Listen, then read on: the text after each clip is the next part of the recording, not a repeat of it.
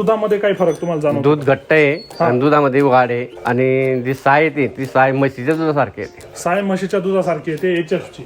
म्हणजे आता जनरली आपण सगळे बघतो की गोठ्यांमध्ये ज्यावेळेस आपण जातो HF च्या, तर ते दूध पिलं जात नाही, ते पांचट लागतं, त्याची चव एवढी खास लागत नाही, त्या दुधाला गोड चव नसते आणि त्याचा चहा जरी केला तरी त्याचा वास येतो, कळून जातं लगेच की HF चं दूध आहे.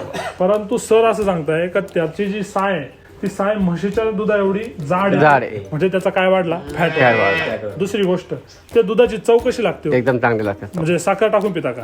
नाही, असंही पिलं चालतं आणि गोड लागतं. म्हणजे असंही पिलं तरी आता गोड लागतं. 3 दिवसापासून झालं होतं, तर मुली म्हणत होते की इथलं पंचकावर आहे दूध. म्हणजे 3 दिवसापासून मिलचाचं दूध संपलंय बा, तर इथलं पंचकावर आहे बा. मी म्हटलं मुलींना सांगितलं पावडर झालं, त्याच्यामुळे ते दूध नाचल्यासारखं दिसत, तरी काढल्यानंतर नाचल्यासारखं दिसतं, नाचल्यासारखं दिसतं. म्हणजे त्याच्यामध्ये जे काही पोषक घटक आहे, फॅट असेल, SNF असेल, हा कमी का बरं झाला?